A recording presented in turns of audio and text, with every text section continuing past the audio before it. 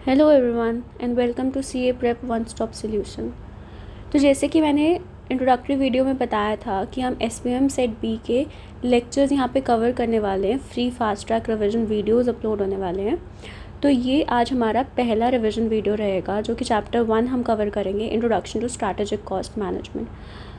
तो ये हमारा स्ट्रैटेजी रहेगा कि किसी भी चैप्टर को शुरू करने से पहले हम एक चैप्टर का ओवरव्यू ले लेंगे कि हम इस चैप्टर में क्या क्या एक्चुअली पढ़ने वाले हैं, जिससे हमें एक डायरेक्शन मिल रहा है कि ठीक है इसमें ये चीज़ें हैं, इसमें ये हमें पढ़ना है। तो इसका चैप्टर का ओवरव्यू लेते हैं। स्ट्रैटेजिक कॉस्ट मैनेजमेंट, इसमें हम पढ़ेंगे the role of management accountant as a leader, communication, decision making, business ethics. अब पिलर्स क्या है स्ट्रैटेजिक कॉस्ट मैनेजमेंट के?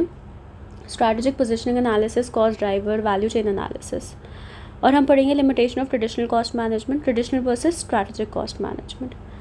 और स्ट्रैटेजिक कॉस्ट मैनेजमेंट के 3 जो कंटेक्स्ट हैं, that is organisational, external environment, information technology and उनके सब पार्ट्स। ये हमारा ओवरव्यू है कि ये सब हम पढ़ने वाले हैं। अब हम शुरू करते हैं अपना चैप्टर। मैं आपको ये बोलूँगी कि जो जो मैं मार्किंग कर रही हूँ वो आप मार्किंग कर लो, आप साइड में लिख लो, जिससे अगर आप दोबारा गो थ्रू करो तो आपको ईजिली समझ आ जाए कि अच्छा इसका मतलब ये था, लिंकिंग बैठ जाए। वैसे तो अगर आप सिर्फ वीडियो सुन लोगे तो भी आपका हो जाएगा, बिकॉज MCQs हैं, आपको लिखना तो कुछ है नहीं पेपर में। अच्छा चलो तो हम शुरू करते हैं। Cost accounting, the first term is cost accounting. Cost accounting क्या होता है?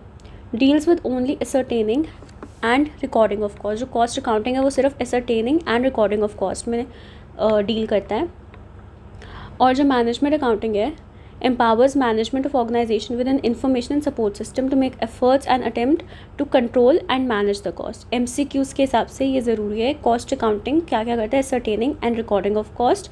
और मैनेजमेंट अकाउंटिंग क्या करता है? Control and manage the cost.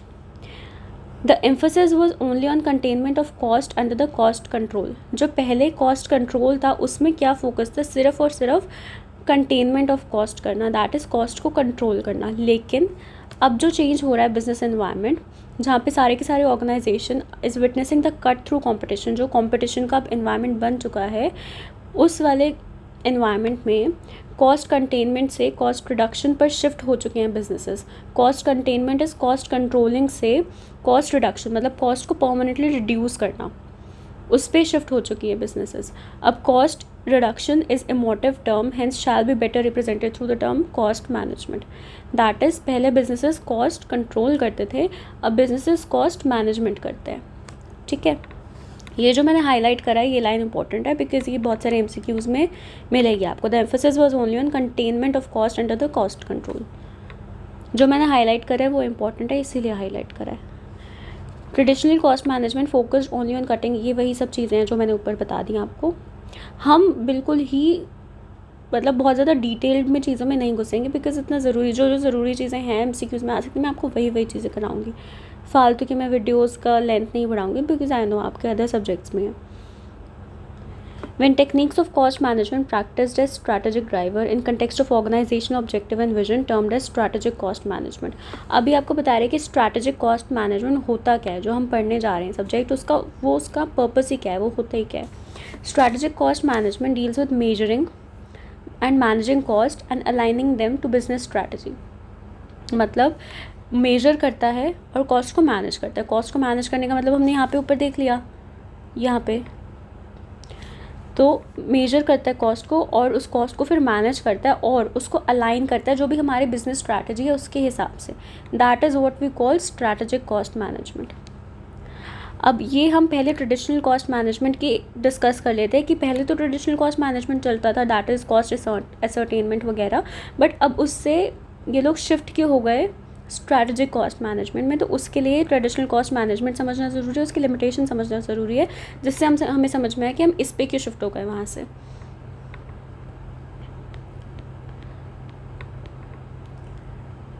ये रहा जो लिमिटेशंस है, ये सब फालतू का है जो मैंने कट कर रखा है। लिमिटेशंस पढ़ते हैं कि जो ट्रेडिशनल कॉस्ट मैनेजमेंट था उसके लिमिटेशंस क्या क्या थे। ट्रेडिशनल कॉस्ट मैनेजमेंट इग्नोर करता है कंपटीशन को, मार्केट ग्रोथ को और कस्टमर रिक्वायरमेंट को, क्योंकि it is largely concern with the quantitative factor inside the organisation. Other thing is traditional cost management का एक्सेसिव फोकस कॉस्ट रिडक्शन पे रहता है, हमने पढ़ा अभी ऊपर कॉस्ट रिडक्शन पे रहता है. It ignores the strategic importance of individual cases. Broad cost reduction leads to inferior quality. अगर तुम ज़्यादा ही कॉस्ट रिडक्शन ही करते रहोगे तो ऑब्वियसली अपनी क्वालिटी, जो भी हम प्रोडक्ट डिलीवर कर रहे हैं, सर्विस डिलीवर कर रहे हैं, उसकी क्वालिटी डिटीरियोरेट होगी. द थर्ड थिंग इज़ जो ट्रेडिशनल कॉस्ट मैनेजमेंट है वो इग्नोर करता है dynamics of marketing and economics because it relies upon financial accounting data which is static and historical in nature. जो भी मार्केट में चेंजेस आ रहे हैं कि मार्केट में ये प्रोडक्ट पर्टिकुलर इस प्रोडक्ट की डिमांड ऐसी हो गई वैसे हो गई, उसको वो इग्नोर करता है. वो अपना वही पुराने जो फाइनेंशियल अकाउंटिंग डेटा होते थे उससे जो स्टैटिक होता है और हिस्टोरिकल होता है उसी पर रिलाई करता है. तो हमें जैसे जैसे हमारा इन्वायरमेंट बदल रहा है उसके हिसाब से बदलना पड़ेगा, वरना कोई फ़ायदा नहीं है आगे बढ़ने का. Traditional cost management has limited focus on review and investigation only of those variances and deviation which are quantitative in nature. अब जो traditional cost management limited focus करता है रिव्यू और इन्वेस्टिगेशन पे, बिकॉज ये वेरिएंसेस और वेरिएंसेस एंड डेविएशंस मतलब जो भी डिफरेंसेस हैं, जैसे हमारा बजट ये था, अब एक्चुअल ये हो गया, या मार्केट में ये चल रहा है, हमारा ये हो रहा है, या लास्ट ईयर हमने इतना बिजनेस करा, इस साल हमारा कम हो गया या ज़्यादा हो गया हमारा प्रॉफिट, तो वो सिर्फ और सिर्फ क्वांटिटेटिव इन नेचर जो फैक्टर है उस पर करता है. ये जनरली जो क्या कह सकते हैं हम, जो हमारा क्वालिटेटिव फैक्टर्स होता है ये इसको इग्नोर करता है, जो कि SCM उस पर भी फोकस करता है, क्वांटिटेटिव प्लस क्वालिटेटिव दोनों पे फोकस करता है. तो इसलिए ये इसका एक लिमिटेशन है. Traditional cost management is a reactive approach. It can be seen as a corrective function rather than preventive. मतलब ये रिएक्टिव है, पहले कुछ नहीं करता, अगर सामने से कुछ एक्शन हुआ तो उसका रिएक्शन करता है, ये खुद से कुछ चीज़ें नहीं करता. It can be seen as a corrective function rather than preventive. वही करेक्टिव फंक्शन, अगर कुछ गलत हो गया तो उसको करेक्ट करेगा, पहले प्रिवेंशन नहीं लेगा. Traditional cost management as short term outlook में focus on upcoming year, quarter और इवन मंथ. मतलब शॉर्ट टर्म आउटलुक में ठीक है, अगले साल का देख लिया, एक अगले क्वार्टर का देख लिया, ज़्यादा लॉन्ग टर्म नहीं सोचता. बिकॉज ऑब्वियसली क्वांटिटेटिव पे फोकस करता है, तो क्वांटिटेटिव से तो शॉर्ट टर्म ही अच्छा चल सकता है, लॉन्ग टर्म नहीं चल सकता.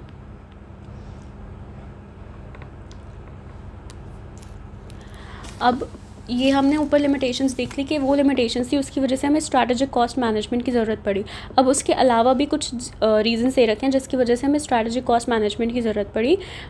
रिक्वायरमेंट ऑफ डिटेल्ड, हमें डिटेल्ड कॉस्ट एनालिसिस चाहिए था. It is essential to gain in depth understanding of cost structure. Obviously हम जब तक डिटेल्ड एनालिसिस नहीं करेंगे तब तक हमें अंडरस्टैंडिंग कैसे मिलेगी कॉस्ट स्ट्रक्चर की.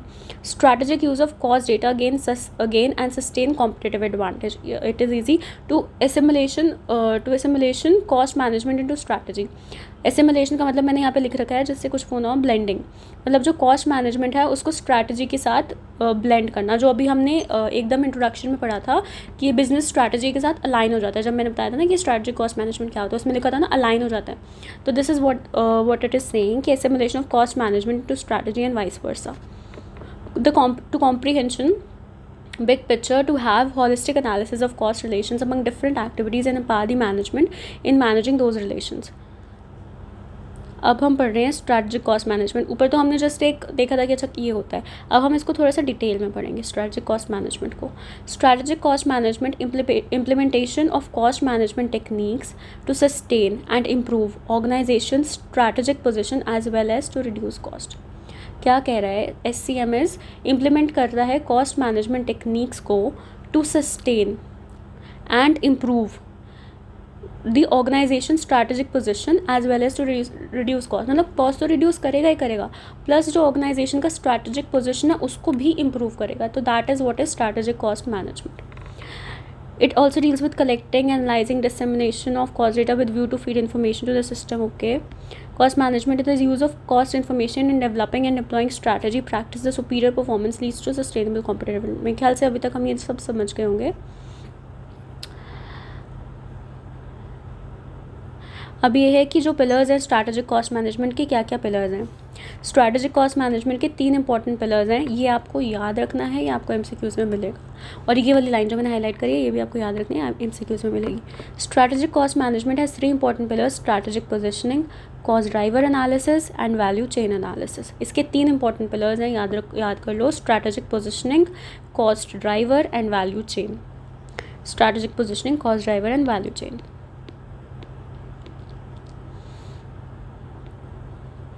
अब सबसे पहले हम वैल्यू चेन एनालिसिस वाला पिलर पढ़ते हैं. Value chain analysis Michael E. Porter ने दिया था.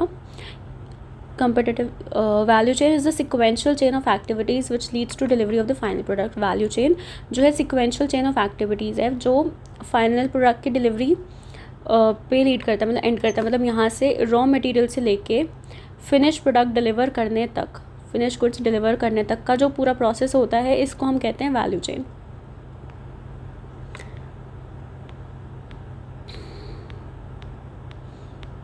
अब जो वैल्यू चेन है, वैल्यू चेन में भी value chain comprises in 2 sets. First is primary activities और the other is support activities. अब मतलब ये हमारा वैल्यू चेन हो गया कि हम रॉ मटेरियल से फिनिश गुड्स की डिलीवरी तक का ये पूरा चेन हमारा वैल्यू चेन हो गया. अब ये जो वैल्यू चेन हमारा है ये भी हमारा 2 पार्ट्स में डिवाइडेड है, प्राइमरी एक्टिविटीज़ और सपोर्ट एक्टिविटीज़. ठीक है. अब प्राइमरी एक्टिविटीज़ में क्या क्या आता है? Inbound logistics. Inbound logistics covers receiving, storing, handling the raw material inputs. Raw material हमने ख़रीदा, हमें मिला, हमने उसको स्टोर करा और हमने उसको मेंटेन करा कि वो ख़राब ना हो जाए. ठीक है, दैट इज़ हमारा इनबाउंड लॉजिस्टिक्स. अब ये वाली लाइन बहुत इंपॉर्टेंट है, एमसीक्यूज़ में मिलती है. Inbound logistic don't cover the purchase और प्रोक्योरमेंट. ठीक है, ये परचेज और प्रोक्योरमेंट इनबाउंड लॉजिस्टिक्स में कवर नहीं होते. सिर्फ जो हमने इनबाउंड लॉजिस्टिक्स जो हमें रिसीव हुआ, मतलब जो हमने परचेज़ कर लिया, हमने परचेज ऑर्डर दे दिया, वो सब प्रोसेस इनबाउंड लॉजिस्टिक्स में नहीं आता. जब हमने प्रोडक्ट रिसीव करा, उसको अपने गोडाउन में स्टोर करा और उसको मेंटेन करा, ये 3 चीज़ें इनबाउंड लॉजिस्टिक्स में कवर होती हैं. परचेज और प्रोक्योरमेंट नहीं होता. ऑपरेशंस क्या होते हैं? वही जो हम प्रोसेस करते हैं उन रॉ मटेरियल पे. Includes transformation of raw material into finish goods and services. और operation must be seen in depth. It may or may not be possible for an organization to master all the activities required to render the service or to convert raw material to finish goods. And organization may take decision outsource those activities. ठीक है, ये तो normal है कि raw material को finish goods में convert करना और सर्विसेज में कन्वर्ट करना. और बहुत सारी ऑर्गेनाइजेशन के मल्टीपल बिजनेसेस होते हैं, मल्टीपल एक्टिविटीज़ वो करता है, तो ज़रूरी नहीं कि कोई एक ऑर्गेनाइजेशन सारी की सारी एक्टिविटीज़ संभाल पाए, तो वो आउटसोर्स कर देते हैं. तो this is very normal. Next is outbound logistics. Outbound logistics क्या होता है? Storing, distributing, delivering the finish goods to the customers. This includes how, when, where in customer reference. वही अब हमने पहले हमारे पास इनपुट आया, हमने उस पर प्रोसेसिंग कर दी. Third thing is outbound logistics. हमने स्टोर करा, हमारा फिनिश गुड बन गया, हम उसको स्टोर तो करेंगे, थोड़ी एकदम से बेच देंगे. हो सकता है कुछ एक्स्ट्रा क्वांटिटी हमने बना ली हो तो हम उसको स्टोर करेंगे, और जो हमें डिस्ट्रीब्यूट करना था वो हम डिस्ट्रीब्यूट और डिलीवर कर देंगे जो भी हमारे कस्टमर्स हैं उनको. That is outbound logistics. The fourth thing is marketing and sales. Marketing and sales हम सबको पता है, comprises conducting market research, determine the market mix, and that comprises product, price, place, promotion. ठीक है, जो मार्केट रिसर्च हम करते हैं to determine the market mix. Market mix में क्या क्या चीज़ें हैं? प्रोडक्ट, प्राइस, प्लेस और promotion. Concept, it was developed by Booms and Beitner into the 7 P's of marketing mix by adding 3 more P's: people, process and physical evidence. मतलब कि पहले तो मार्केटिंग मिक्स में 4 पीस थे, that is product, price, place and promotion. But अब ये 7 piece बन चुका है, ये आपको ध्यान रखना है. 3 मोर पीस कौन से हैं? People, process and physical evidence. Newly added 3 Ps have relatively more bearing on provisioning and supply services rather than goods. ये जो 3 न्यू पीस ऐड हुए हैं, ये वाला भी इंपॉर्टेंट, मैंने मार्क नहीं करा. न्यूली एडेड, एक सेकेंड, ये जो हमारा newly added 3 Ps have relatively more bearing on provisioning and supply services rather than goods. मतलब जो न्यू 3 पीस हमारे ऐड हुए हैं उसका ज़्यादा इम्पैक्ट प्रोविजनिंग ऑफ सर्विसेज पे है रादर देन गुड्स. ठीक है, ये उसमें एमसीक्यू में पूछा जा सकता है. और ये देखो, ये जो पॉइंट लिखा है कि अगर हम कस्टमर को एट फोकल पॉइंट रखें, मतलब कस्टमर को फोकस पे रखें, जो 4 पीस हैं उसको 4 सीज से भी रिप्लेस करा जा सकता है. दैट इज़ प्रोडक्ट्स की जगह customer wants and needs. Obviously जो हमारा प्रोडक्ट है वो हम कस्टमर के लिए बना रहे हैं, जो कस्टमर की वांट्स और नीड्स होंगी वो हम डेवलप करेंगे, तो consumer wants and needs. Price की जगह कॉस्ट टू सेटिस्फाई. प्लेस की जगह convenience to buy. And for people communication. तो ये तो बहुत ईजिली अंडरस्टैंडेबल है. नेक्स्ट देखते हैं, हमारा लास्ट प्राइमरी एक्टिविटी है after sale service. Includes all those activities occur after the point of sale, such as installation, training and repair. Important to note that importance of after sale service is higher in case of durable products in comparison to products falling in FMCG category. तो ये तो हमें पता ही, after sale services वही जो अगर बाद में कुछ ख़राबी हो गई तो हम उसको रिपेयर कर रहे हैं, या कुछ ऐसा प्रोडक्ट है जिसको इंस्टॉल करना है तो उसको इंस्टॉल कर रहे हैं, तो ये सब आफ्टर सेल सर्विस हो गई। अब हमारी प्राइमरी एक्टिविटीज़ ख़त्म हो गई, हम वैल्यू चेन एनालिसिस पढ़ रहे हैं, उसकी वैल्यू चेन एनालिसिस पढ़ रहे हैं, उसकी प्राइमरी एक्टिविटीज़ ख़त्म हो गई। अब हम सपोर्ट एक्टिविटीज़ पे आ रहे हैं। Support activities also refer to as secondary activities. Support also refer to as secondary activities. It comprises of firm infrastructure. First point is firm infrastructure which deals with how the firm is organized, कि firm organized कैसे। It basically describe activities pertaining to legal, general management, administrative, accounting, finance, public relations and quality assurance organization apart from who will perform these and how।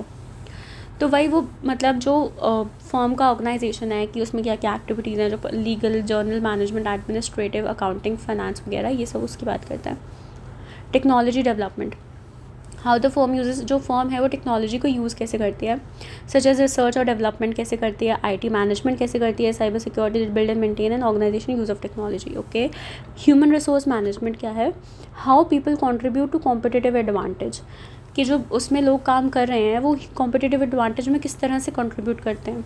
It deals with the management of human capital. Human capital एक organisation का क्या होता है, वही उसके employees. Human resource function such as hiring, training, building and maintaining organizational culture, maintaining positive employee relationships. Okay, the last point is procurement.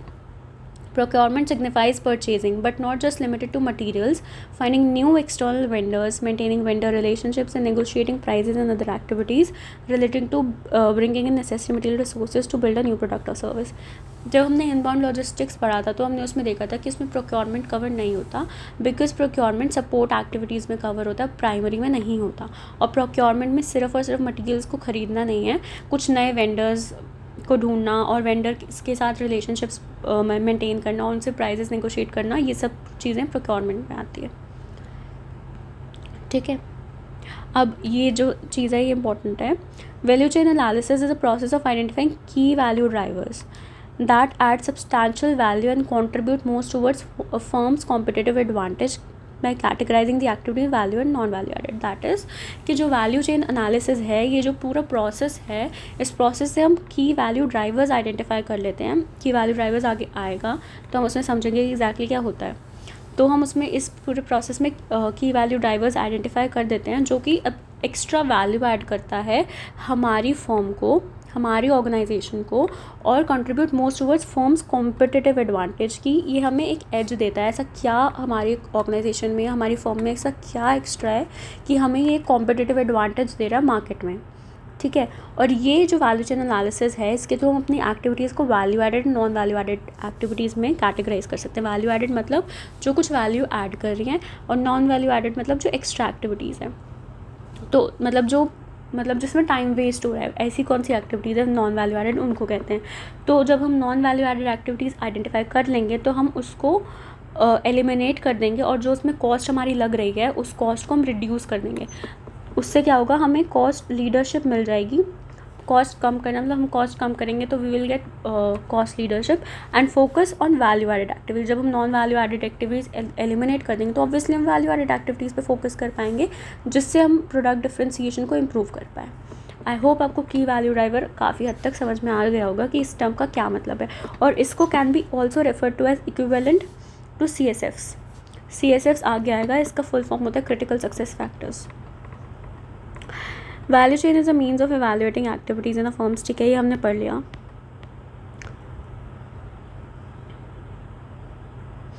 A value chain analysis require framework which can collect variety of information strategically। जो 3 essential analysis हैं to collect such strategic information वो दे रखे हैं। Industry structure analysis, core competencies analysis, segmentation analysis. अब industry structure analysis industry profitability और basis of competition को identify करता है। कोर कॉम्पिटेंसीज ऑर्गेनाइजेशन वो क्या डिटरमिन करता है, whether organisation possesses the desired key success factors. ये अभी हमने ऊपर समझ लिया कि की सक्सेस फैक्टर्स क्या होता है। Segmentation analysis understand customers and markets.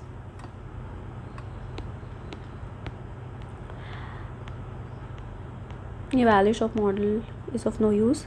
Strategic position and strategic positioning analysis. Value chain analysis हमने पढ़ लिया, मैं एक बार दोबारा आपको याद दिला देती कि हम पढ़ क्या रहे हैं, कहीं पता चले हम पढ़ते पढ़ते खो जाएं। हम ये पढ़ रहे थे पिलर्स ओ ज़्यादा ऊपर,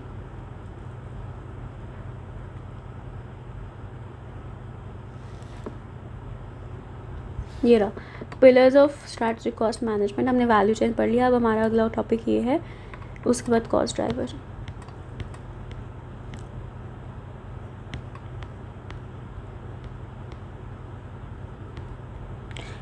Strategic position and positioning analysis.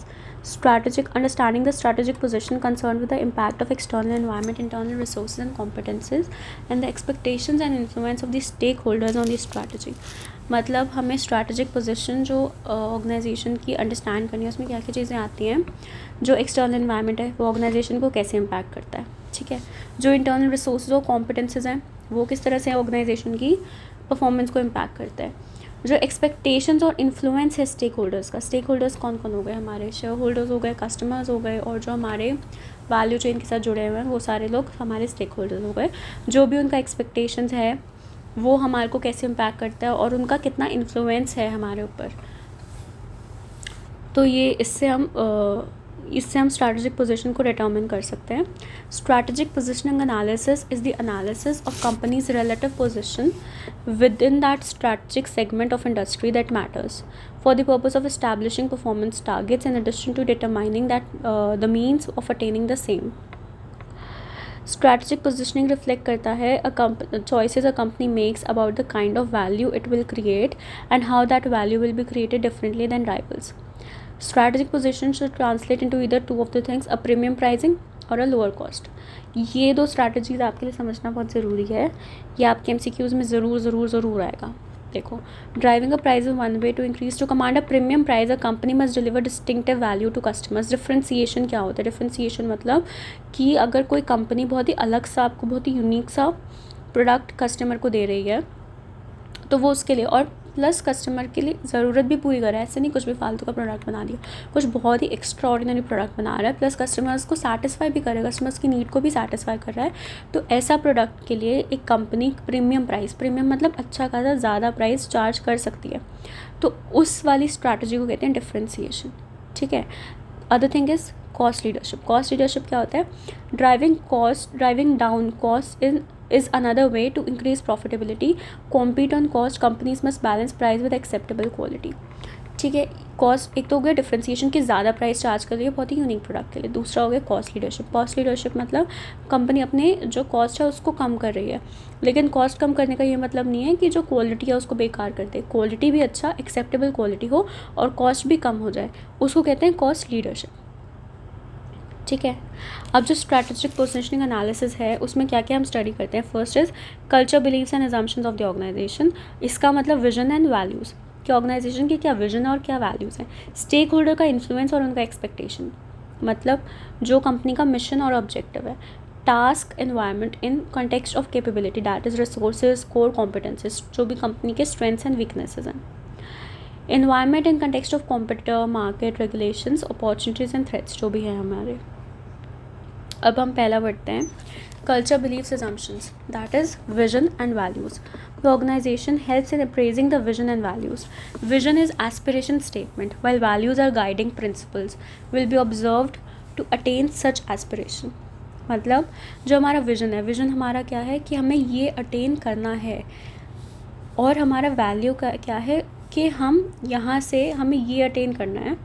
तो यहाँ से यहाँ जाने तक के लिए जो हम पाथ चूज़ करेंगे उसमें हम क्या वैल्यूज़ फॉलो करेंगे, हम वो हमारे गाइडिंग प्रिंसिपल्स क्या रहेंगे जिससे हम ये दैट इज़ विजन अटेन कर पाएँ। ओके, वैल्यू जो है हमें इस पूरे पाथ में फॉलो करना है जिससे हम अपना विजन अटेन कर पाएँ। ऑल्दो इतना डिटेल में जाने की ज़रूरत नहीं है। Stakeholders influence. Stakeholder influence and expectation be considered in order to determine what do shareholders want and how much they will cooperate। कि मतलब शेयर होल्डर्स एग्जैक्टली चाहते क्या हैं और उनको वो मिलेगा या नहीं मिलेगा, तो वो कितना कोऑपरेट हमारे साथ कर लेंगे।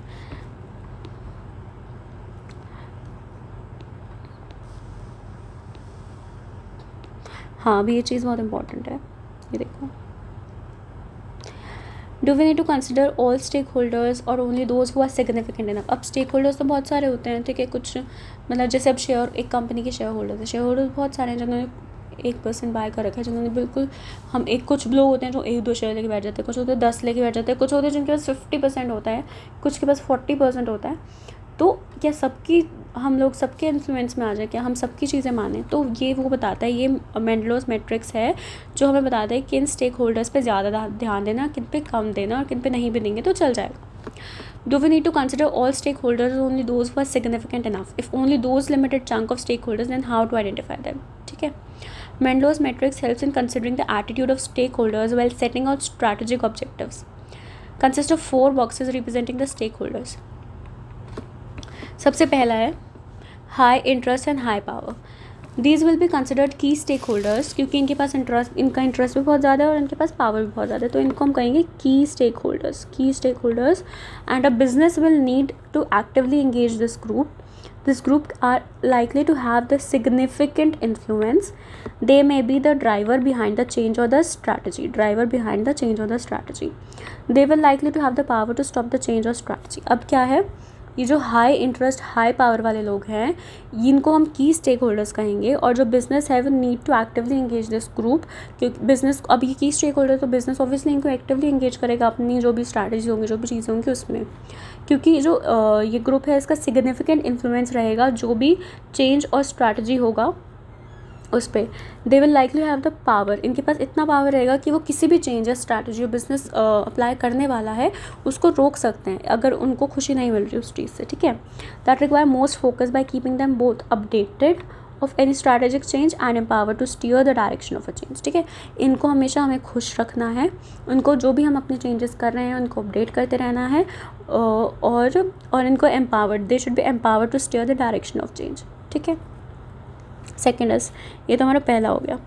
दूसरा होता है हमारा high interest and low power. Interest तो है बट पावर कम है. Have an interest in what is happening, उनका इंटरेस्ट है जो भी हो रहा है कंपनी में, जो भी हो रहा है फर्म में. However they are unlikely to have the power, इनके पास इतना पावर नहीं है कि वो उस चेंज को इन्फ्लुएंस कर दें. शुड बी केप्ट इन्फॉर्म्ड, इनको फिर भी हमें इन्फॉर्म रखना पड़ेगा. They have little power themselves attempt to join force with the group with power, मतलब इनका इंटरेस्ट तो हाई है बट पावर कम है, तो हमें फिर भी इनको अपडेट रखना पड़ेगा, बिकॉज इनका पावर बढ़ सकता है अगर वो इस वाले ग्रुप को ज्वाइन कर ले, high interest and high power वाले ग्रुप को. ठीक है, third is low interest and high power group. This group of stakeholders have the potential to move into high interest and high power.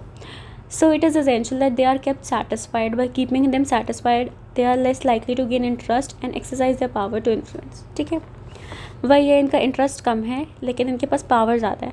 तो अगर हम उनको नॉर्मल अपनी उससे मतलब उनको सेटिस्फाइड रखेंगे तो हो सकता है कि ये लोग ज़्यादा इंटरेस्ट इनको ना आए और ये अपना जो पावर है इन्फ्लुएंस करने का उसको एक्सरसाइज ना करें. ये भी जाके इस ग्रुप में मिल सकते हैं पहले वाले में. अब ये है लो इंटरेस्ट लो पावर, ना इनको ज़्यादा इंटरेस्ट है ना इनके पास ज़्यादा पावर है. Is unlikely to have an interest in the organisation and the strategic direction. This is often due to lack of their power to influence a situation. They are likely to accept the position and show little if any resistance. कि मतलब ये कुछ भी resistance show नहीं कर सकते, तो जो भी चेंज जो भी चेंज करेंगे इनको उस चीज़ को एक्सेप्ट करना पड़ेगा. मेरे ख्याल से ये मिस प्रिंटिंग है, ये पोजीशन होना चाहिए. Accept the position is no word. हाँ, तो accept the position as per me and show little if any residence. ठीक है, और ये बॉक्स बना हुआ है देखो, high power low interest influential होते हैं, क्योंकि पावर ज़्यादा है इंटरेस्ट कम है तो वो कभी भी जाके फर्स्ट वाले में मिल सकते हैं. ये वाला थर्ड वाला. अब हाई पावर हाई इंटरेस्ट, ये तो होते ही की प्लेयर्स हैं, ये रहा की स्टेक होल्डर्स की प्लेयर्स होते हैं ये तो. ठीक है, अब इंटरेस्ट हाई है लेकिन पावर लो है अफेक्टेड. और ये जो लो इंटरेस्ट और लो पावर वाले ग्रुप है मार्जिनल प्लेयर्स, ये लास्ट वाले. देखो यहाँ पे लिखा हुआ है, आप ये बॉक्स और ये बॉक्स देख लेना बिकॉज ये MCQs में आ रहा है. Next thing is strategic capabilities in terms of resources, core competences shall be analyzed in context of task environment, may be referred to as micro, in which organization is operating to assess strengths and weaknesses to appraise the strategic position. तो ये हमारा जो है third point है कि strength and weakness वाला. क्या कह रहा है कि किसी भी फर्म की, किसी भी ऑर्गेनाइजेशन की जो स्ट्रैटेजिक कैपेबिलिटीज़ हैं इन टर्म्स ऑफ रिसोर्सेज को और कॉम्पिटेंसेज, उसको एनालाइज करा जा सकता है in the context of task environment, that is micro environment in which organisation is operating. जिस माइक्रो एनवायरनमेंट में जो ऑर्गेनाइजेशन ऑपरेट करता है उसके हिसाब से हम स्ट्रेंथ एंड वीकनेस को एनालाइज कर सकते हैं। Strengths shall be use aggressively to exploit the opportunities. Obviously जो भी स्ट्रेंथ होती है, जो हमारी अपॉर्चुनिटीज़ आती हैं, हमें मिलती हैं, उसको एक्सप्लॉयट करने में यूज़ करते हैं। To capture the competitive advantage.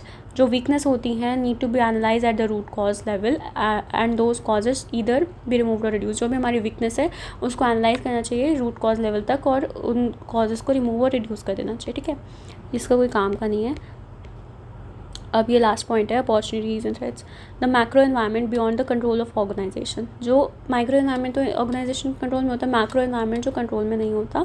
Specially the basis of competition, industry profitability, industry की सक्सेस फैक्टर्स, कस्टमर का बिहेवियर है, मार्केट के जो रेगुलेशंस है, shall be analysed to assess the opportunities and the threats.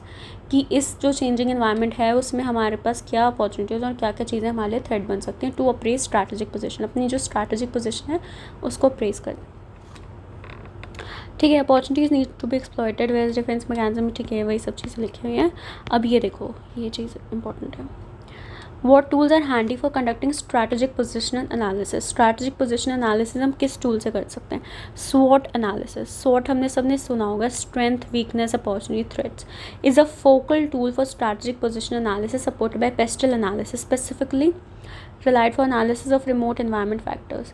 जो पोर्टर्स का 5 फोर्सेस मॉडल है, जो पोर्टर्स की डायमंड स्टडीज़ है फॉर एक्सटर्नल एनवायरनमेंट एनालिसिस। ठीक है, तो ये SWOT analysis focal tool for strategic position analysis, ये बस आप याद रखना है इस चीज़ में। SWOT का फुल फॉर्म है strength, weakness, opportunities and threats, and I guess ये हम सबको पता ही होगा। ठीक है, अब हमने 2 पिलर्स पढ़ लिए थे, ये हमारा लास्ट पिलर है cost driver analysis. Cost driver analysis is unit of that activity which cause cost to be incurred. Hence cost driver क्या होता है, is a trigger of change in cost. जो कॉस्ट में चेंज होता है ये उसका ट्रिगर होता है। ठीक है, cost driver is a trigger of change in cost, meaning there way more frequency runs of cost driver led to more cost. ये जब हम ABC पढ़ेंगे, एक होता है एक्टिविटी बेस्ड कॉस्टिंग, तब ज़्यादा समझ में आएगा हमें। ठीक है, अभी आगे इस चैप्टर में आएगा, अभी आगे चैप्टर्स में आता रहेगा। Cost driver analysis includes examination, quantification, explanation of monetary effects of cost drivers associated with an activity. किसी भी एक्टिविटी के साथ जो भी कॉस्ट ड्राइवर एसोसिएटेड है, कॉस्ट ड्राइवर एनालिसिस उसको एग्जामिन करता है, क्वांटिफाई करता है और एक्सप्लेनेशन देता है उस कॉस्ट ड्राइवर का जो भी मॉनिटरी इफेक्ट है उस एक्टिविटीज़ के साथ जो भी एसोसिएटेड है। ठीक है, ये अभी आपको अच्छे से समझ नहीं आएगा, बस आप एक बार इसको जो मैं बोल रही हूँ वो सुन लो, बिकॉज जब तक आप इसका प्रैक्टिकल नहीं देखोगे तब तक नहीं समझ आएगा, और प्रैक्टिकल अभी आगे जाके आएगा मेरे ख्याल से 2nd मॉड्यूल में, इस मॉड्यूल में नहीं है।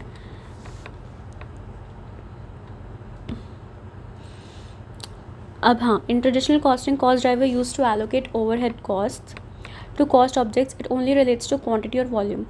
पहले क्या होता था, जो भी क्वांटिटी या वॉल्यूम होता था आउटपुट का, ट्रेडिशनल कॉस्टिंग में जो क्वांटिटी या वॉल्यूम होता था आउटपुट का, तो जो भी हमारे ओवरहेड कॉस्ट होते थे उसको सिर्फ जो वॉल्यूम है आउटपुट का उसी के ऊपर एलोकेट कर देते थे। मतलब सपोज़ 20,000 आपका ओवरहेड कॉस्ट है, ठीक है, और 200 यूनिट्स बनी है, तो वो एलोकेट कर देगा कि पर यूनिट आपका 100 रुपये का ओवरहेड कॉस्ट है। ठीक है, बट अब ये ट्रेडिशनल कॉस्टिंग मेथड है, बट जो अब नया कॉस्टिंग मेथड है ABC वाला जो हम पढ़ेंगे उसमें अलग तरह से होता है।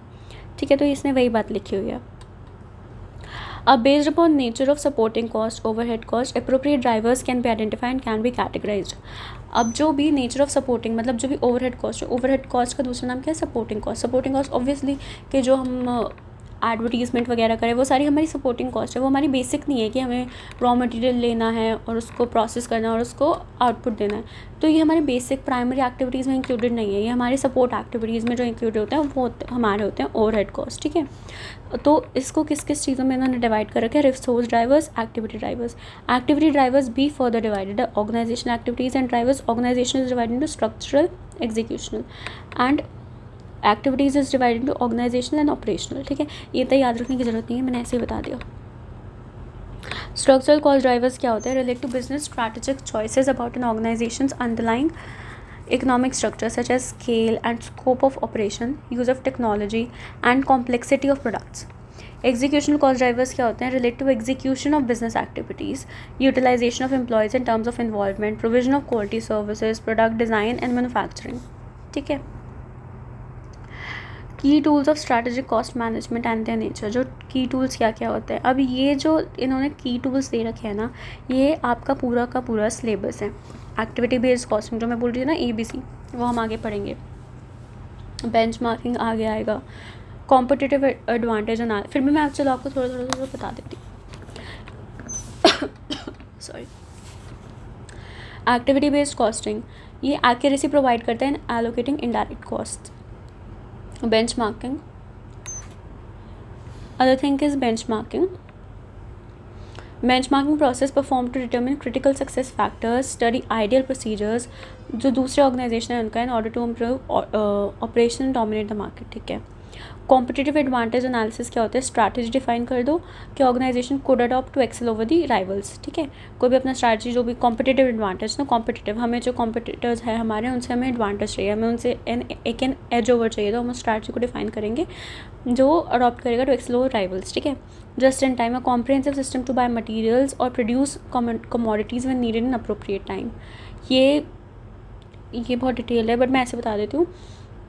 हम कुछ मटेरियल्स परचेज़ करते हैं या कुछ प्रोडक्शन करते हैं जब हमें चाहिए होता है, सिर्फ तब. इसमें ये वो चीज़ है. काइजन कंटिन्यूस इंप्रूवमेंट मतलब conducting continuous improvement in quality and other critical success factors. Continuous improvement करते हैं ना क्वालिटी में और अदर सक्सेस फैक्टर्स में. टारगेट कॉस्टिंग इनकर अकॉर्डिंग टू कॉम्पिटिटिव प्राइस, मतलब इसमें हम क्या करते हैं, अपना सेल प्राइस डिटर्मिन कर लेते हैं उसकी, और प्रॉफिट डिटर्मिन कर लेते हैं, एंड कॉस्ट उसके बाद उसके हिसाब से डिटर्मिन करते हैं कि हमें इतने में बेचना है, इतने का हमें प्रॉफिट चाहिए, तो हमारा कॉस्ट इतने का आना चाहिए. ठीक है. तो हमने कॉस्ट डिसाइड कर लिया कि सपोज़ मुझे एक प्रोडक्ट को बनाने के लिए 20 रुपये का कॉस्ट लगना चाहिए. उसके बाद मैं प्रोसेस स्टार्ट करूँगी कि मेरा 20 रुपये से ज़्यादा का कॉस्ट ना लगे. ये वो होता है. ये कॉन्सेप्ट भी आगे आएगा. Theory of constraints. Tool to improve rate of transferring material into finished goods. Okay. Total quality management, necessary policies and procedure meet the customers expectations, value chain analysis, ये हमने भी पढ़ा. तो ये जितने भी इन्होंने टूल्स दे रखे हैं, आप वरी मत करो, अभी मैंने फटाफट बता दिया, बट ये पूरा सिलेबस में आएगा. एक चीज़ आएगी, ये तो हमने देख लिया वैल्यू चेन एनालिसिस, बाकी ये जितने भी ऊपर लिखे हैं सारे के सारे आगे आएंगे, तो हम डिटेल में समझ लेंगे. ठीक है.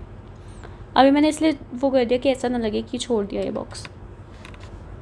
Traditional versus strategic cost management. Traditional cost management and it's limitations. मतलब ये जो बॉक्स है ना, ये एक बार देख लेना. वैसे तो ज़्यादा MCQs में दे नहीं रखा, बट डोंट नो आ जाए तो. ट्रेडिशनल कॉस्ट मैनेजमेंट और स्ट्रैटेजिक कॉस्ट मैनेजमेंट में क्या क्या डिफरेंसेस हैं.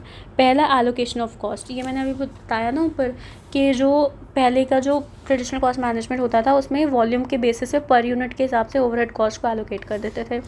और स्ट्रैटेजिक कॉस्ट मैनेजमेंट में allocation will be with respect to relevant cost driver. वही एक्टिविटी बेस्ड कॉस्टिंग में हम पढ़ेंगे, जो भी रेलेवेंट कॉस्ट ड्राइवर होगा सिर्फ उसी पे ही वो कॉस्ट एलोकेट होगा. नेचर ट्रेडिशनल में रिएक्टिव होता था, अब हम प्रोएक्टिव और डायनामिक अप्रोच इस्तेमाल करते हैं. ऑब्जेक्टिव क्या होता था ट्रेडिशनल का? कॉस्ट कंट्रोल और रिडक्शन. और स्ट्रैटेजिक कॉस्ट मैनेजमेंट में क्या हो गया? Product differentiation apart from cost containment. Risk appetite, risk averse approach है इसकी. और SCM की है risk taking approach and ability to adapt itself with changing environment. मतलब ये रिस्क लेता है और जो एनवायरनमेंट चेंज हो रहा है उसके साथ खुद को अडाप्ट करता है. स्कोप क्या है ट्रेडिशनल का? Internal business environment. SCM का बोथ इंटरनल एंड एक्सटर्नल. बाहर के एनवायरनमेंट को भी देखता है कि हाँ बाहर का एनवायरनमेंट किस तरह से चेंज हो रहा है, तो उस हिसाब से खुद को चेंज करता है. ट्रेडिशनल का हमने अभी ऊपर पढ़ लिया, शॉर्ट टर्म फोकस होता है. और SCM का होता है long span and perpetual focus. ये जितना भी हमने इस बॉक्स में पढ़ा है हम सब कुछ ऊपर कवर अप कर चुके हैं, पर ठीक है, एक समराइज फॉर्म में हमने देख लिया. Now the other thing is organizational context.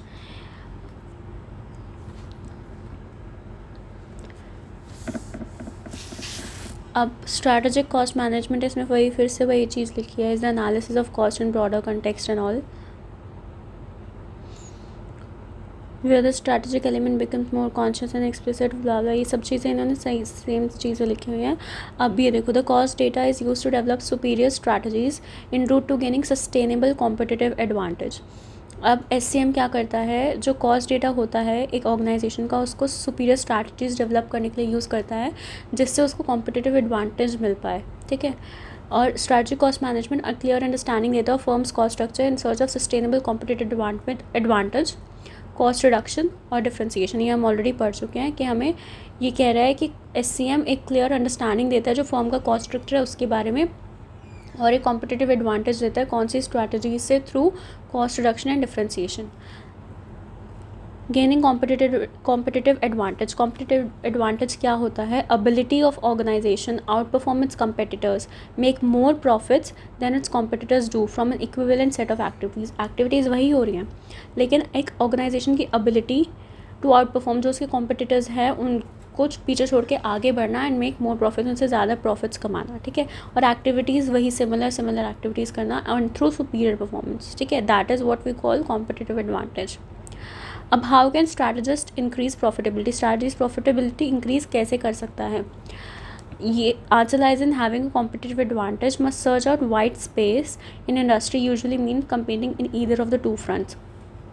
कोई सी भी दो स्ट्रैटेजी एडॉप्ट करके, डिफ्रेंसिएशन या कॉस्ट लीडरशिप। डिफ्रेंसिएशन में हमने देखा था कि प्रीमियम प्राइस चार्ज करता है वो, और कॉस्ट लीडरशिप में मतलब कॉस्ट रिड्यूस कर देता है लेकिन क्वालिटी अडाप्टेबल रखता है, ठीक है। Differentiation. Driving up prices is one way to increase profitability. To command a premium price, company must deliver distinctive value. एक premium price company charge कर सकती है प्रॉफिटेबिलिटी बढ़ाने के लिए, प्रीमियम प्राइस चार्ज कर सकती है, लेकिन प्रीमियम प्राइस ऐसे ही नहीं मिल जाएगा, कंपनी को एक डिस्टिंक्टिव वैल्यू भी डिलीवर करनी पड़ेगी अपने कस्टमर्स को। May perceive high value of any product and ready to pay premium due to differentiation it offers, ठीक है। कोई भी एक पर्टिकुलर प्रोडक्ट जो कि बहुत ही ज़्यादा एक्स्ट्रा ऑर्डिनरी है और बाकी ऐसे इस टाइप के प्रोडक्ट्स मार्केट में अवेलेबल नहीं हैं, तो कोई भी कस्टमर उसके लिए प्रीमियम प्राइस देने के लिए रेडी रहेगा।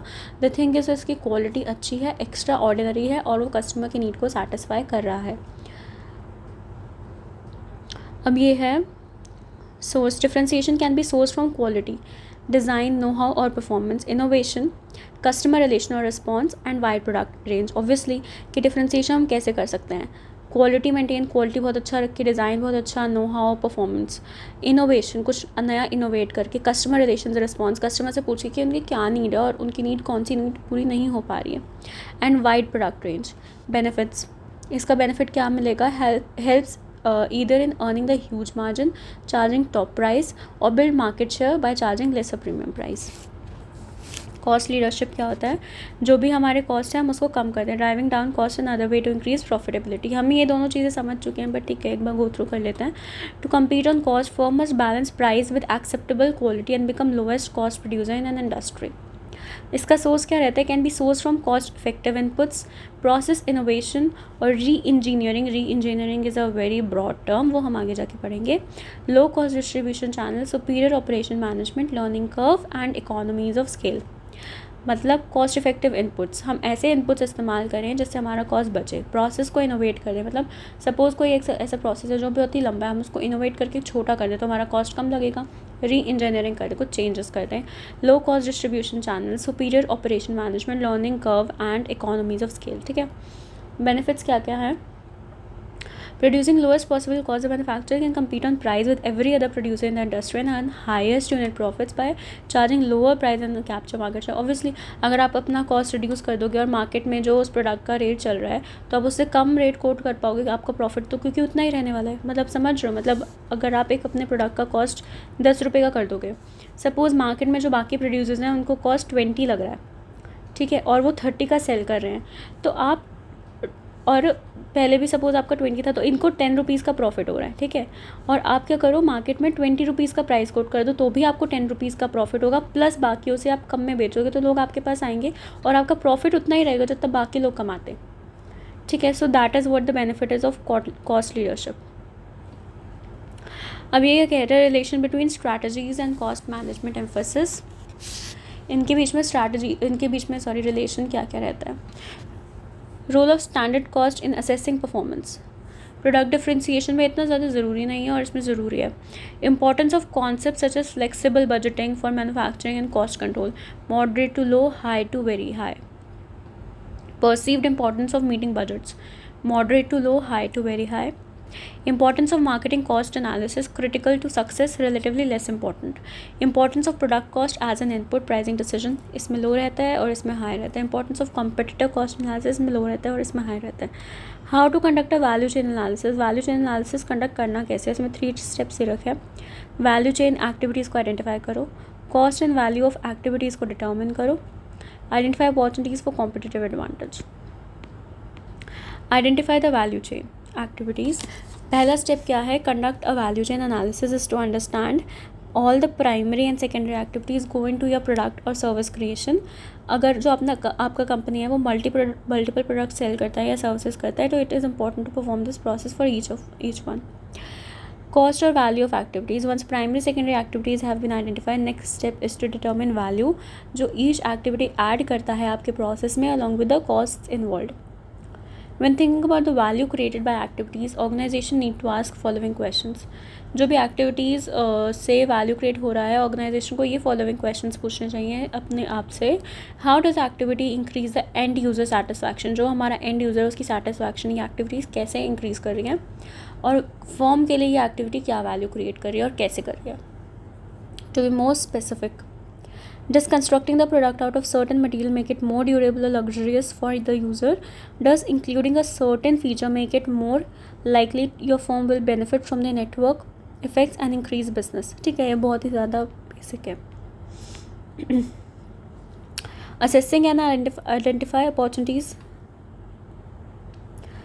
Assessing and identify opportunities for competitive advantage. Value chain analysis can help in identify the points.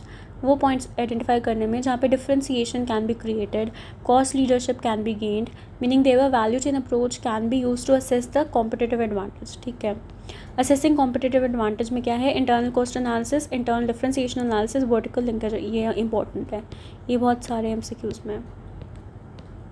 Internal cost analysis, ये देखो किसका पार्ट है, असेसिंग कॉम्पिटिटिव एडवांटेज का internal cost analysis, internal differentiation, vertical linkage.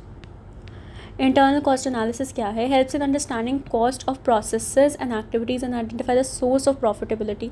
Internal cost analysis help करता है जो process और activities जो फर्म कंडक्ट करती हैं उसका कॉस्ट अंडरस्टैंड करने में और जो सोर्स है प्रॉफिटेबिलिटी का उसको आइडेंटिफाई करने में. इसका स्टेप्स क्या क्या है, first is identify firms value creating process. के फर्म का वैल्यू क्रिएटिंग प्रोसेस एक्चुअली में है क्या, the portion of total cost of the product attributable each. जो भी वैल्यू क्रिएटिंग प्रोसेस है उसमें हर एक अलग अलग प्रोसेस को कितना कॉस्ट एलोकेटेड है.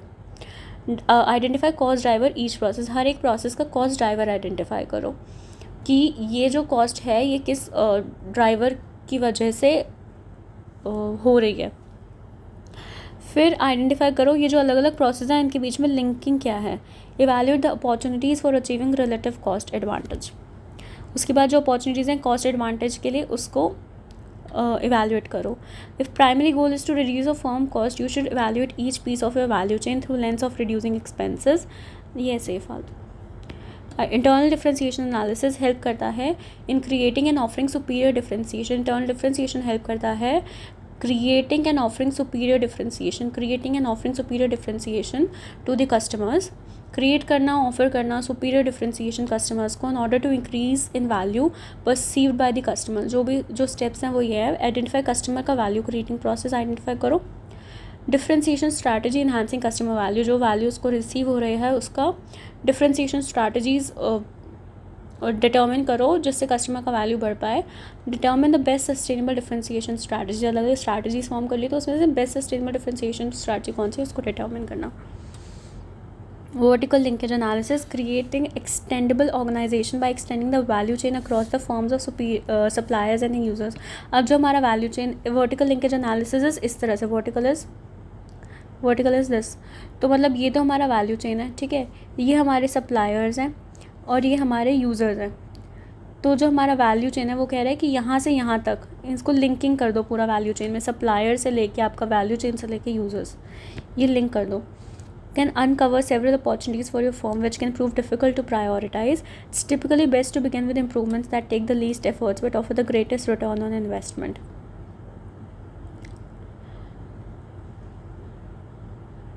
अब ये ऐसे ये वाला चीज़ देख लेते हैं. for creating sustainable competitive advantage in depth of value propositions is essential, for which Osterwalder's business model canvas can be helpful. Prior to move to Osterwalder's business model, it is important to consider business model is what. और ठीक है, जो Osterwalder's business model है ये हमारा आगे आएगा, जो कि important है, बट उससे पहले हम देख लेते हैं कि business model क्या होता है. Business model explains कि how a business works और उसके पीछे जो इकोनॉमिक लॉजिक है वो क्या है. It is a way of representing and communicating organization value create कैसे कर रही है खुद के लिए वाइल डिलीवरिंग प्रोडक्ट्स और services. So business model is explain कि जो बिज़नेस है वो वर्क करता कैसे है, और जो ऑर्गेनाइजेशन है वो जो अपने प्रोडक्ट्स और सर्विसेज डिलीवर कर रही है कस्टमर को, उसके थ्रू अपने लिए क्या वैल्यू क्रिएट करिए, कैसी वैल्यू क्रिएट करिए. Business model should include all activities associated with two key components: producing or making something and selling something. Abira, Osterwalder's business model. This is important. Alexander Osterwalder proposed a 9-element business model canvas. 9-element business model canvas, wherein 4 elements pertaining to cost. जिसमें जो 4 elements हैं वो cost को pertain करते हैं. That is key partners, activities, key resources, cost structure. Key partners, key activities, key resources, cost structure are connected to other 4 elements: customer relationship, customer segment, channels and revenue streams. जो 9th element है value proposition, उसके through ये जो हमारे cost को pertain करने वाले elements हैं वो रेवेन्यू वाले जो एलिमेंट्स हैं उससे कनेक्टेड है थ्रू वैल्यू प्रोपोजिशन. ठीक है, this is what the business model says. ये सारे कॉस्ट वाले हो गए जो की पार्टनर्स, एक्टिविटीज़ जो हम करते हैं, रिसोर्सेज जो हमारे हैं, जो हमारा कॉस्ट स्ट्रक्चर है, कॉस्ट इन्वॉल्व करते हैं, कस्टमर से रिलेटेड चीज़ें हमारी रेवेन्यू की हो गई, और ये दोनों कनेक्टेड है through value proposition. Business model canvas help business to map, discuss, design and develop robust business models. Business model canvas help करता है विजुअलाइज करना कि क्या इंपॉर्टेंट है, एंड फोर्स करता है यूजर्स को to address the key areas and relevant from point of strategy as well as performance. Customer segments, who the customer of business are and why they buy from business. ठीक है, customer segments में क्या describe होता है कि business के customers कौन हैं और वो बिज़नेस से क्या खरीद रहे हैं. वैल्यू प्रोपोजिशन डील करता है प्रोडक्ट्स और सर्विसेज की जो बिज़नेस ऑफर करता है टारगेट कस्टमर्स को. प्रोडक्ट और सर्विस जो बिज़नेस ऑफर करता है अपने टारगेट कस्टमर्स को in order to solve their problems and satisfy their needs. अब channels deals with distribution channels. जो भी डिस्ट्रीब्यूशन चैनल्स हैं using business while deliver the product और and render service to its customers. पहले तो सिर्फ physical channels होते थे कि आपने जाके प्रोडक्ट ले लिया या आपने जाके सर्विस ले लिया, उन्होंने आके सर्विस दे दी, बट नाउ वर्चुअल और digital channels such as web, cellular, mobile and cloud came into existence. ठीक है, ये सब हम लोगों को पता है. कस्टमर रिलेशनशिप डील करता है इंटरेक्शंस, कस्टमर्स के साथ जो इंटरेक्शंस होती हैं. ओके, और ये बेसिकली डील करता है कि कस्टमर्स के साथ जो इंटरेक्शन हम करते हैं उनको कैसे अपने पास रखते हैं, कस्टमर लॉयल्टी उनकी कैसे मेंटेन करते हैं कि वो हमारे पास ही रहें, किसी दूसरे फर्म के पास, ऑर्गेनाइजेशन के पास अपनी नीड्स सेटिस्फाई करने के लिए ना जाएं. ठीक है, कस्टमर रिलेशनशिप मैनेजमेंट ये हो गया. Revenue streams describe how actually businesses make money, कि बिजनेस में एक्चुअली पैसा आता कैसे है, how they earn revenue depend on what value the customer is paying for. Here the strategy to capture the value become significant. It may be direct sale, transaction based price. Key resources describe most important assets in the business which is nearly indispensable, can be man, material, machine, method, money. जो भी हमें resources इस्तेमाल हो रहे हैं अपनी value deliver करने के लिए, man, material, machine, method, money. ठीक है, और जो भी हमारा IPRs मतलब जो हमारा technology वगैरह यूज़ हो रहा है,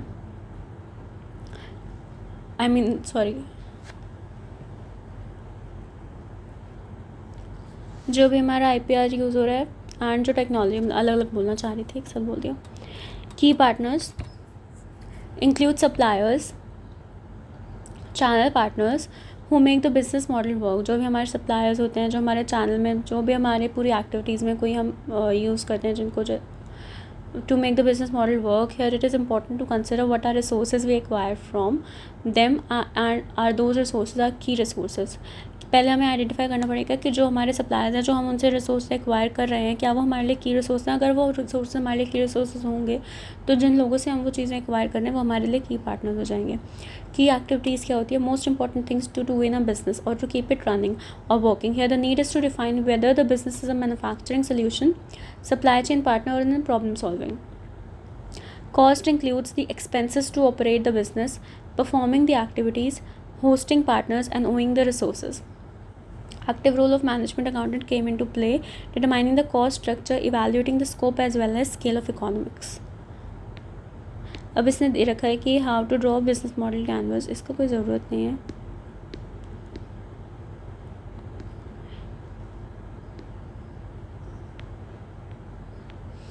अभी अगला है हमारा value proposition canvas.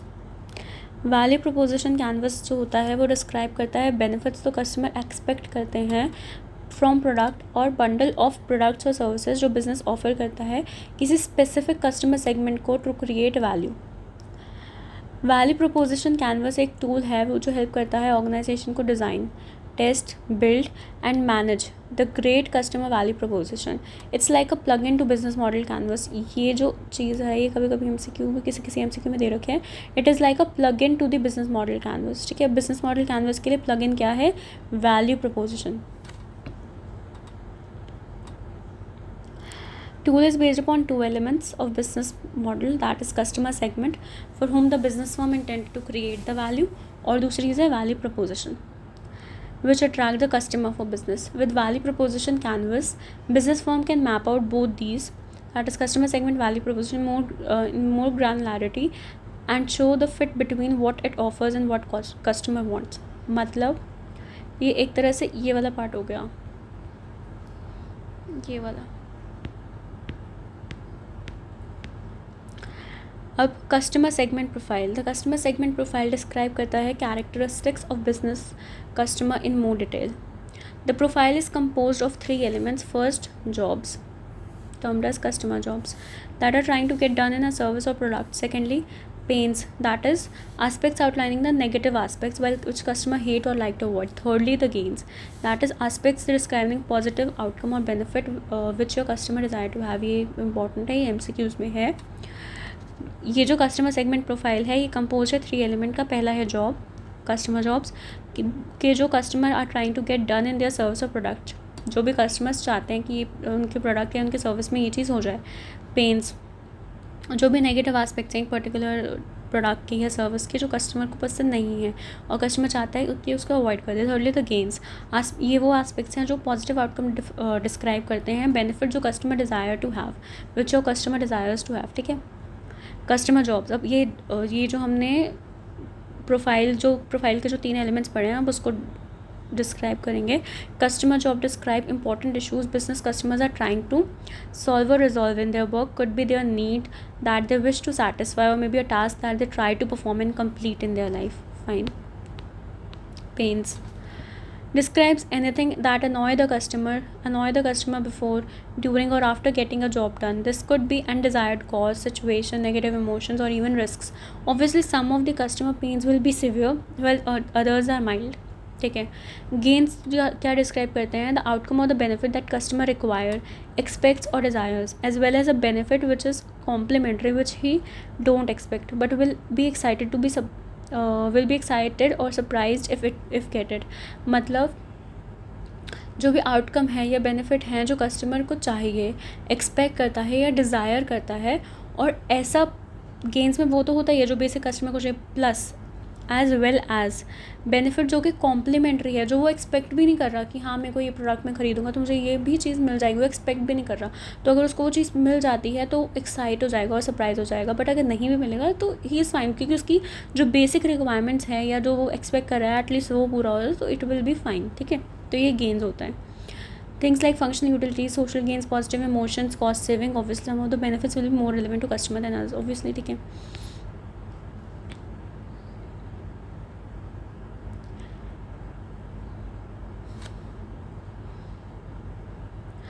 Other thing is value proposition map. ये डिस्क्राइब करता है features of business value proposition जो बिजनेस के पास है and is design to address its customers job. Value proposition map is compose of 3 elements: the product and the service around which your value proposition is built. Secondly, the pain relievers that outline the business product and service alleviate the customer pains. The gain creators. यहाँ पे हमने देखा customer segment profile में जो customer को काम चाहिए, जो पेन्स हैं, जो गेन्स हैं. वैल्यू प्रपोजिशन मॉडल में हम देखेंगे वही प्रोडक्ट और सर्विस जो कस्टमर को चाहिए, जो उसको पेन हो रहा है उसको रिलीव करने के लिए, एंड जो गेन उसको चाहिए, गेन क्रिएट कैसे होगा. ठीक है. Product and service outline the bundle of products and service the business is offering to its customer, to help them get a functional, social or emotional personal job done and to address their pains and gains in the process of so. Pain relievers. How your product and service will alleviate specific customer pain before, while and after the customer is trying to get the job done. Pain relievers show करता है या highlight करता है which of all the customer pain addressed by the value proposition, either eliminating or reducing them. ठीक है. Pen relievers उसके जो cost, जो पेन है उसको या तो एलिमिनेट कर देता है या रिड्यूस कर देता है. Gain creator. Describe how the product and service offered by the business create customer gains. Gain shows which of all the customer gain addressed by the value proposition by creating benefits and outcomes. ये बेकार है. Business is said to achieve a problem solution fit when the features of business value proposition map perfectly match the characteristics of your customer segment profile. Business को problem solution fit कब कहा जाता है? जब जो आपके बिज़नेस वैल्यू प्रपोजिशन का जो मैप है, जो हमने ऊपर पढ़ा, वो परफेक्टली मैच करता है जो आपका कस्टमर सेगमेंट प्रोफाइल है उससे. Market validates this match and business value proposition gets traction with real customers. Business achieve product market fit. जब आपके इस मैच को मार्केट वैलिडेट कर देता है और बिज़नेस को वैल्यू प्रपोजिशन मिल जाता है जो उसके रियल कस्टमर्स हैं, तो बिज़नेस को कहा जाता है कि उसने प्रोडक्ट मार्केट फिट अचीव कर लिया. प्रॉब्लम सोल्यूशन फिट इज़, ये दोनों चीज़ें बहुत इंपॉर्टेंट हैं, इसको आप मार्क कर लो. प्रॉब्लम सोल्यूशन फिट क्या होता है कि जब जो बिज़नेस वैल्यू प्रपोजिशन का जो मैप है वो परफेक्टली मैच करता है आपके कस्टमर सेगमेंट प्रोफाइल से, ये होता है प्रॉब्लम सोल्यूशन. ठीक है. और प्रोडक्ट मार्केट फिट कब होता है? जब ये जो मैच है उसको मार्केट वैलिडेट कर देता है, तो उसको कहते हैं product market fit. Problem solution fit and product market fit, these are 2 different things जो हमने अब समझ लिया, और ये MCQs में आपको मिलेगा जब आप MCQs प्रैक्टिस करोगे. To conclude, value proposition canvas has 2 sides. Customer profile. Business can have clear understanding of customer character. With the value map, business describe how it intended to create value for the customer. Business achieve fit between the two when one meets the other. ठीक है, ये हमने अभी ऊपर देख लिया. अब हमारा ये है एक्सटर्नल एनवायरनमेंट कंटेक्स्ट. ये हम लोग नेक्स्ट वीडियो में कवर अप करेंगे. ठीक है. So I hope you like the video till now, and मैं आपको एश्योरेंस दे रही हूँ कि हम पूरा का पूरा सिलेबस कवर अप करेंगे जैसे मैंने आज आपको पढ़ाया वो. आई होप आपको अच्छा लगा, और अगर कुछ चीज़ बुरी लगी तो आप कमेंट्स में प्लीज़ मुझे सजेशन दीजिएगा जिससे मैं आगे की वीडियोज़ में वो चीज़ रेक्टिफाई कर दूँ. ठीक है. और जैसे मैंने आज डिटेल में आपको पढ़ाया है but in a fast track mode पढ़ाया है, ऐसे मैं आगे का आपका पूरा सिलेबस इसी तरह से कवर अप करूँगी. तो please stay connected, like and subscribe to our channel. Thank you.